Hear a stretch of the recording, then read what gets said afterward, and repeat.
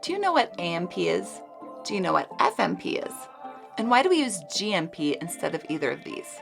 Here's a PathWise hot tip. AMP stands for Accidental Manufacturing Practices. This would include using substandard manufacturing products or unskilled labor. There are a lot of things that could go wrong using AMP. FMP stands for Flawless Manufacturing Processes. In these situations, money and time are no object. Top-of-the-line products are used in every single situation, even where a less expensive option would work just as well. As you probably already know, GMP stands for Good Manufacturing Practices. GMP is the sweet spot between AMP and FMP.